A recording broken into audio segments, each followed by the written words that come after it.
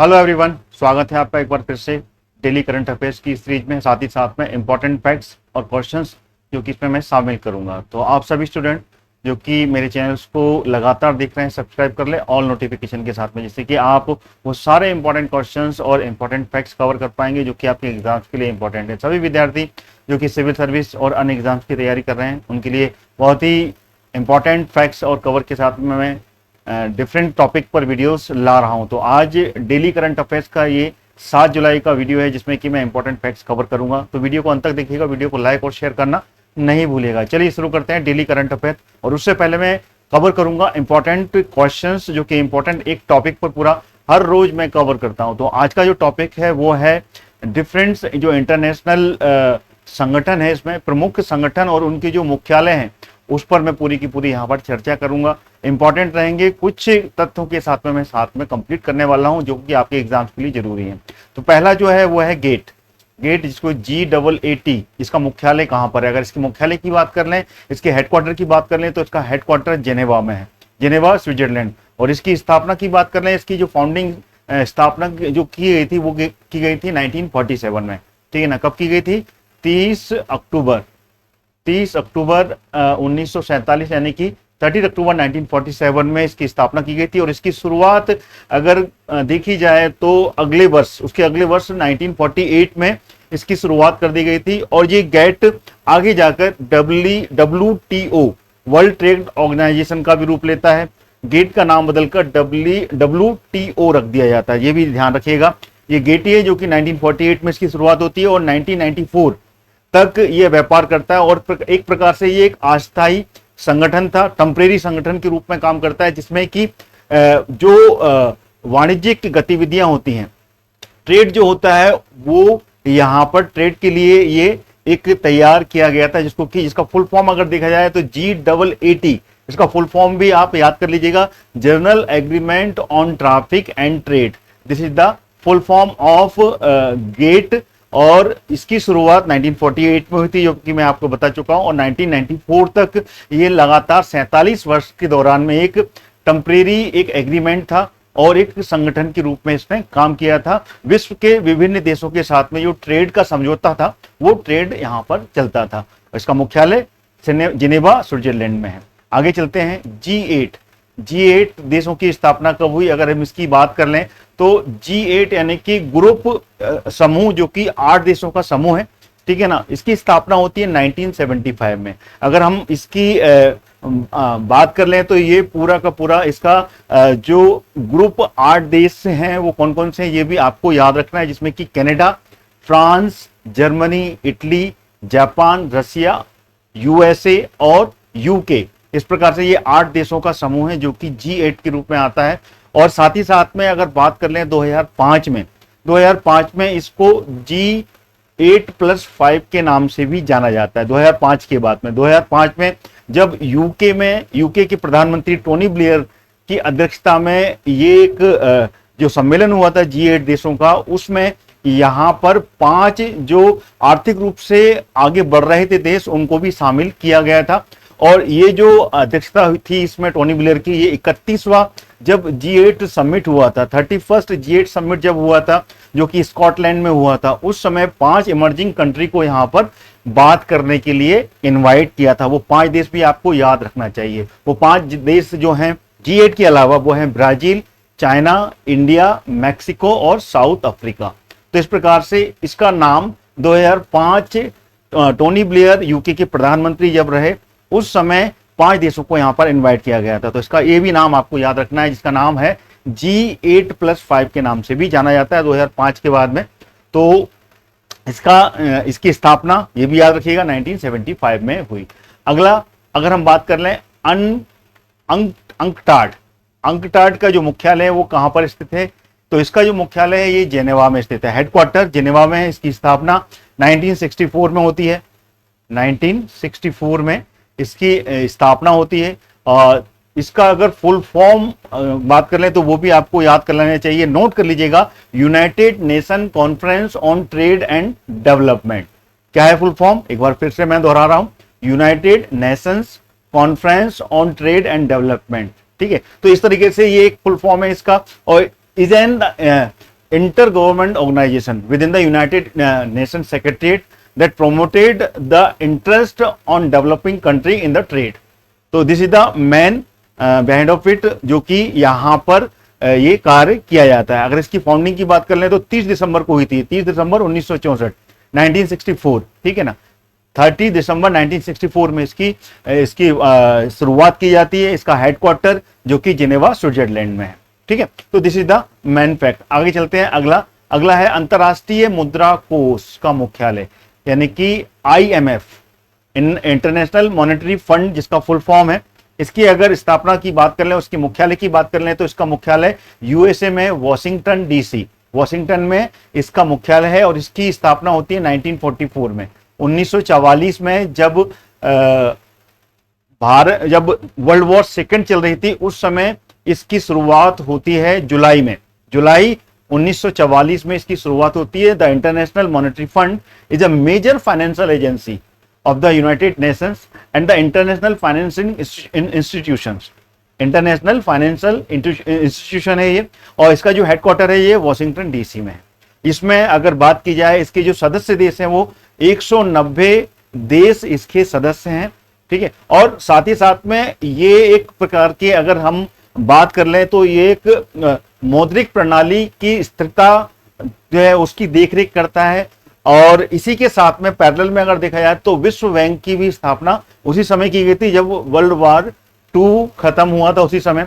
तो अगर बात की जाए IMF की और वर्ल्ड बैंक की, तो दोनों में कहीं ना कहीं पे दोनों में ही अंतर देखने को मिलता है।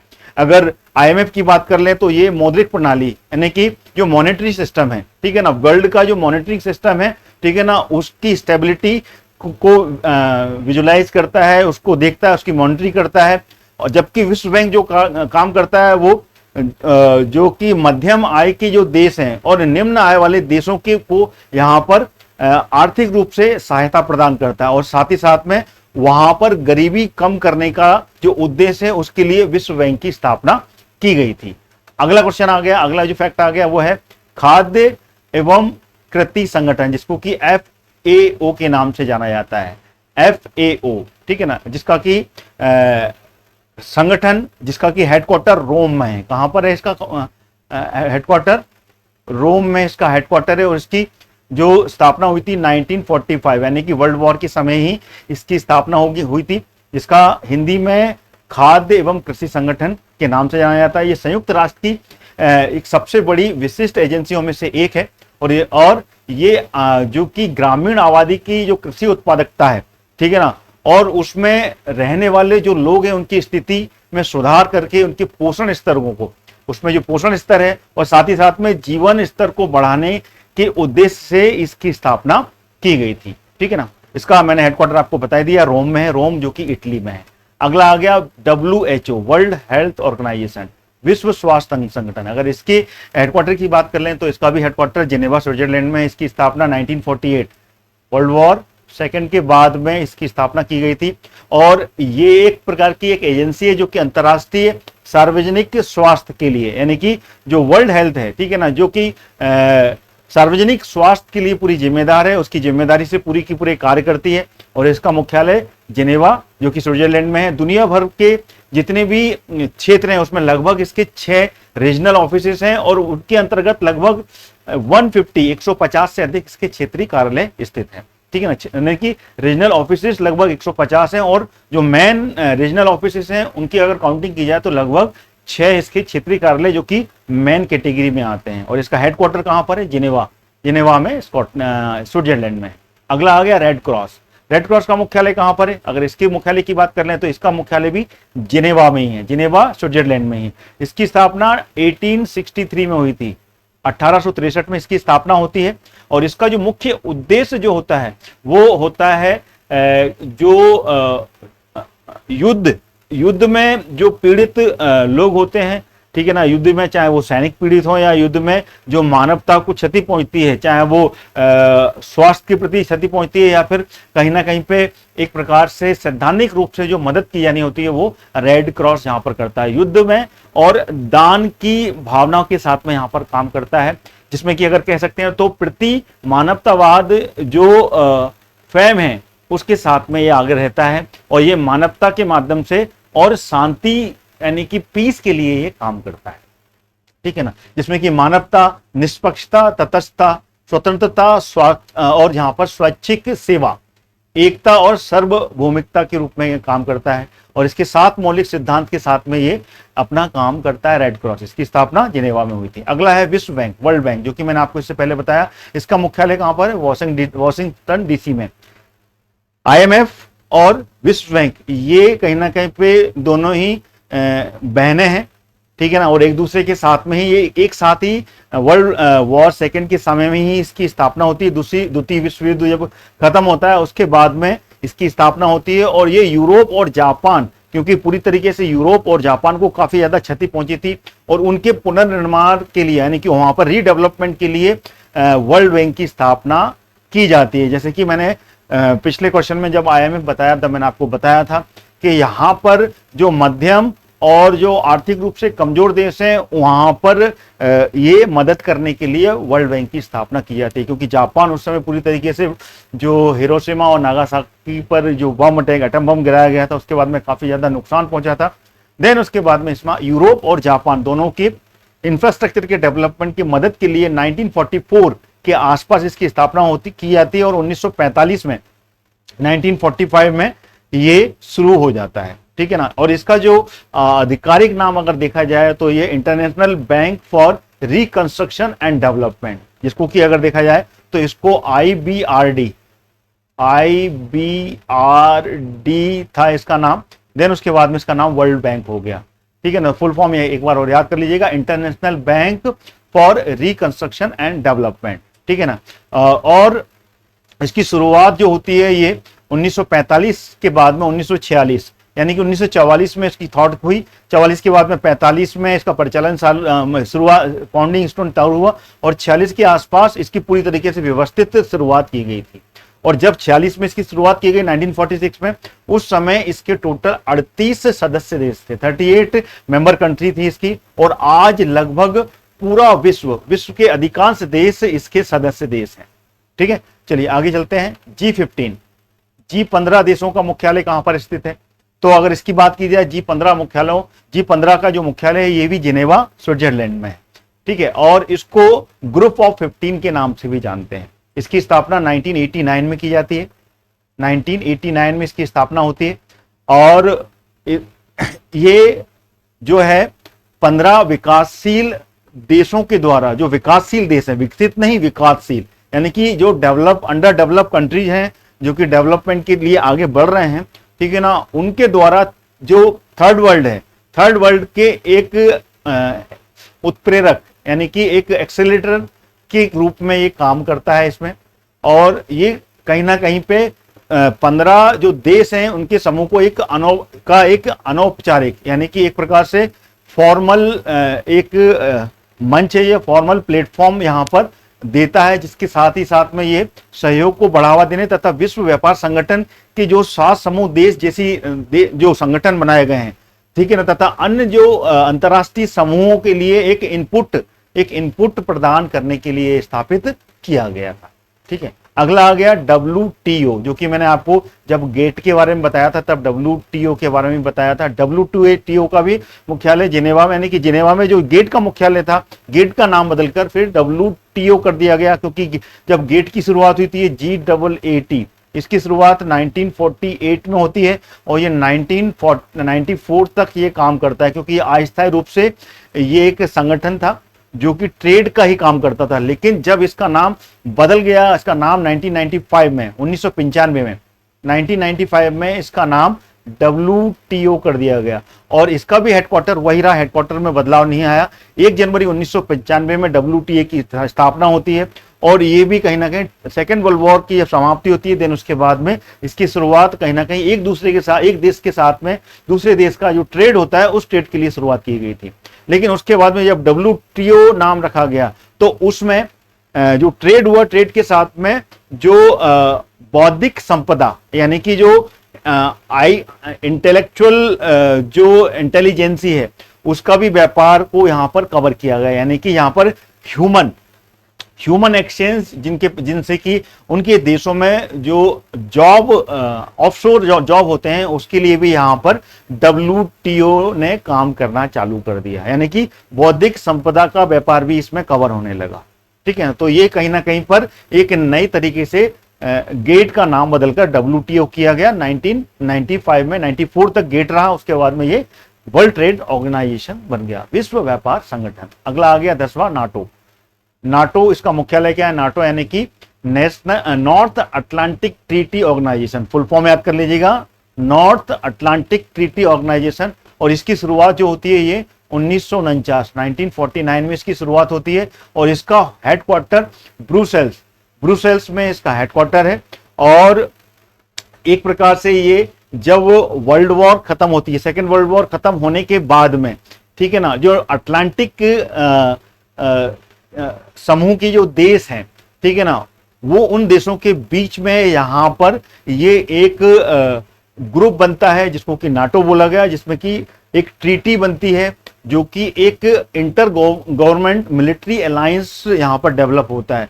जब भी कहीं इन सभी समूह देशों के, इन सभी सदस्य देशों के साथ में अगर कोई अन्य देश जो कि नाटो का सदस्य नहीं है, अगर वो कहीं आक्रमण करता है, मिलिट्री अटैक करता है, तो उस समय ये समस्त देश जो कि एक नाटो के संगठन है, ये उस देश के प्रति कार्रवाई करने के लिए एक साथ में खड़े हो जाते हैं। तो इस प्रकार से अगर देखा जाए तो इंटरनेशनल जो ऑर्गेनाइजेशन ये बनी है नाटो, इसके टोटल अगर मेंबर देखे जाएं तो ये 31, इसमें लगभग 31 जो देश हैं जो कि इसके सदस्य हैं, जिसमें कि 29 यूरोपियन कंट्री हैं और 2 नॉर्थ अमेरिका की कंट्री इसमें आती हैं।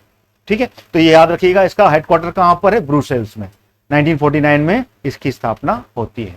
अगला आ गया सार्क, जो कि अगर देखा जाए तो ये जो साउथ एशियन कंट्री है, साउथ एशियन यानी कि दक्षिण एशिया के जो देश हैं उनके समूह, उनमें से 8 देशों को मिलाकर ये एक सार्क जो था एसोसिएशन, ये बना था 1985 में। 1985 में इसकी स्थापना होती है और इसका जो हेडक्वार्टर है ये काठमांडू इसका हेडक्वार्टर बना, याद रखिएगा, जो कि नेपाल की राजधानी है। तो अगर इसको अपन देखा जाए तो सिंपली द साउथ एशियन, इसका फुल फॉर्म भी याद कर लीजिएगा, सार्क का, SAARC। अगर सार्क की बात की जाए तो इसका फुल फॉर्म जो है वो south Asian association of regional cooperation. ठीक है ना, ये याद रखिएगा, south Asian association for regional cooperation, यानी कि यहां पर एक दूसरे के साथ में सहयोग के लिए ये जो देशों का 8 देशों का समूह यहां पर एस्टेब्लिश हुआ था और ये हुआ था 1985 में 8 दिसंबर 1985 में इसको मंच प्रदान किया गया और इसका जो हेडक्वार्टर है ये नेपाल काठमांडू में हुआ। और इसको अगर पूरी तरीके से अगर एस्टेब्लिश देखा जाए तो ये एस्टेब्लिश हुआ था 1987 में, जिसमें कि 7 कंट्री मेंबर बनी थी। शुरुआत में 7 देश इसमें साथ में आए, 8वां देश जो बाद में इसमें शामिल हुआ था जो 2007 में अफगानिस्तान को याद रखिएगा, 2007 में अफगानिस्तान, ठीक है ना, अफगानिस्तान जो आया था वो 2007 में शामिल हुआ था। शुरुआत में बांग्लादेश, भूटान, इंडिया, मालदीव, नेपाल, पाकिस्तान और श्रीलंका इसके सहयोगी देश थे सार्क के, बाद में अफगानिस्तान ज्वाइन हुआ था। ठीक है, तो ये याद रखिएगा, टोटल 8 देश अभी यहां पर है। और यहां पर अगर बात की जाए तो ये एनुअली यहां पर मीटिंग कंडक्ट होती है। अगर हम सचिवालय स्तर पर बात की जाए तो सचिवालय स्तर पर, अगर राष्ट्र स्तर पर बात की जाए तो राष्ट्र स्तर पर एनुअली एक मीटिंग होती है। सचिवालय स्तर पर, सेक्रेटरिएट लेवल पर ये साल में 2 बार यहां पर मीटिंग का प्रोविजन रखा गया है। ठीक है, चलिए आगे बढ़ते हैं। ADB, एशियन डेवलपमेंट बैंक, ठीक है ना, एशियाई विकास बैंक हिंदी में बोलते हैं। इसका मुख्यालय कहां पर? इसका मुख्यालय है फिलीपींस, मनीला। कहां पर है ये? मनीला, फिलीपींस में है। ये 1966 में ये मंच तैयार होता है और इसमें लगभग 68 देशों का ये समूह है, इसकी सदस्यता है 68 देशों की।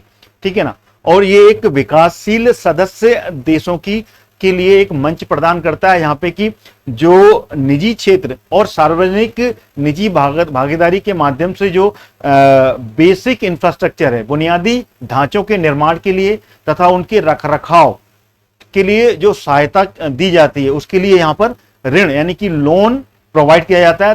साथ ही साथ में अनुदान और तकनीकी सहायता भी ये प्रदान करने के लिए यहाँ पर ये बैंक डेवलप किया गया था, जिसमें कि 68 इसमें देश जो कि सदस्य हैं, ठीक है ना। जिसमें कि अगर बेसिक दिखा जाए तो इसमें जल, ऊर्जा, परिवहन, शहरी विकास और सूचना एवं संचार प्रौद्योगिकी, जिसमें कि इन सभी जो विषय हैं इनको यहाँ पर शामिल किया गया है, जिसमें कि यहाँ पर ऋण देने का जो काम होता है, एक देश और जितने भी 68 देश हैं उनको यहाँ पर लोन की व्यवस्था की जाती है, ऋण की व्यवस्था की जाती है सभी देशों के साथ में। अगला आ गया अंतर्राष्ट्रीय न्यायालय, ठीक है ना। इंटरनेशनल जो कोर्ट है वो कहां पर स्थित है, तो इसकी बात की जाए तो ये है नीदरलैंड हैग में, ठीक है ना। कहां पर है ये?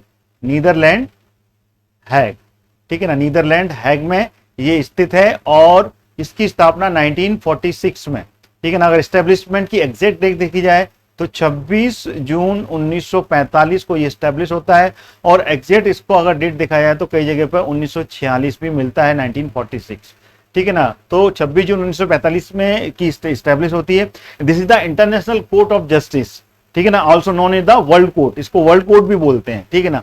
Is the main judicial organization of the UN, जो यूनाइटेड नेशन है उसका एक ये जुडिशियल ऑर्गन है, ठीक है ना।